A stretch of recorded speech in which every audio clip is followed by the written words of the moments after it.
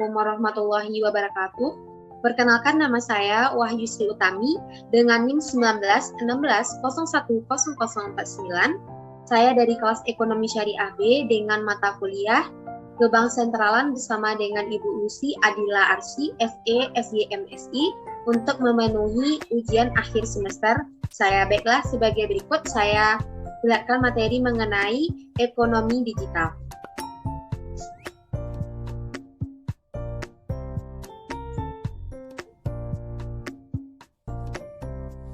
Baiklah, yang pertama yaitu saya akan membahas mengenai materi dari pengertian dari ekonomi digital. Yang pertama, ekonomi digital adalah seluruh kegiatan ekonomi yang menggunakan bantuan internet dan juga kecerdasan buatan atau AI atau Artificial Intelligence. Dan yang kedua, semua bentuk aktivitas ekonomi yang menggunakan teknologi informasi dan komunikasi agar lebih aman dan lebih efisien.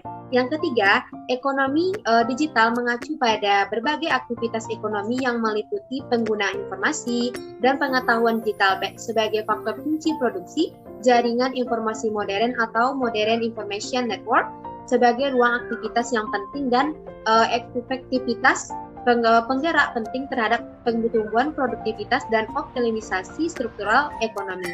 Yang dalam konteks ini, pengertian ekonomi digital sudah semakin luas yang ditandai dengan adanya jaringan informasi modern serta penggunaan information and communication technology. Materi selanjutnya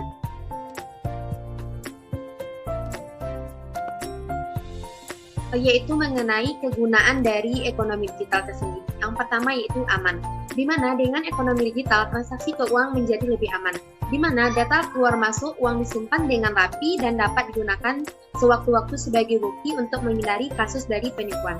Yang kedua, mudah, di mana aktivitas ekonomi yang biasa dilakukan secara manual sebelumnya mengharuskan kita untuk pergi berkunjung ke tempatnya dalam melakukan transaksi tawar-menawar, sekarang tidak lagi, dengan secara mudah untuk dilakukan secara online. Yang ketiga, lebih cepat, di mana dengan melakukan aktivitas ekonomi melalui smartphone secara digital, kita lebih menghemat waktu lagi tanpa kita untuk melakukan hal-hal yang lainnya. Dan yang selanjutnya itu hemat biaya, di mana selain hemat waktu, tentu juga ada ekonomi digital juga bisa memangkas biaya tentunya, dan kita tidak menggunakan biaya transaksi transportasi lagi. Selanjutnya, menciptakan lapangan kerja baru, di mana dengan menambahnya ekonomi digital bisa menambah pekerjaan baru atau profesi baru seperti adanya influencer, KOL manajemen, central planner, dan masih banyak lagi. Materi selanjutnya itu mengenai hambatan di dalam ekonomi digital. Yang pertama ada cyber security, di mana celah baru dari pihak yang tidak bertanggung jawab untuk mengklaim bahwa itu adalah miliknya, seperti yaitu mengambil website. Yang kedua, persaingan yang semakin ketat, di mana masuknya barang-barang baru dari luar negeri yang membuat produk lokal menjadi pengurang peminatnya. Yang ketiga, pembangunan sumber daya manusia yang harus lebih terjamin, dan mana kebanyakan Indonesia menjadikan tenaga kasar, tetapi sekarang lebih baik untuk pembangunan sumber daya manusia lebih lagi. Selanjutnya, ketersediaan akses internet yang mumpuni, di mana kesetiaan akses di dalam suatu ekonomi digital merupakan poin penting, di mana ketersediaan akses internet mumpuni di hampir seluruh wilayah. Yang kelima, sebagai regulasi yang belum mengikuti perkembangan zaman.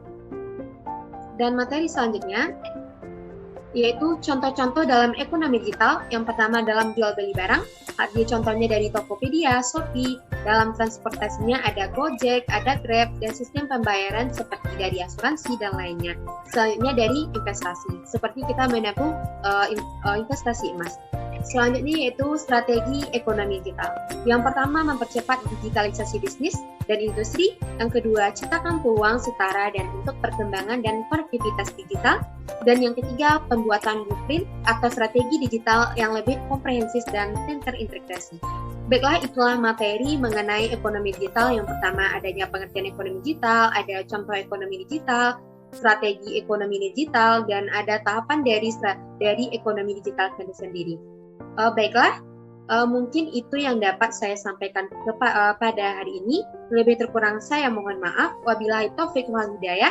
Wassalamualaikum warahmatullahi wabarakatuh.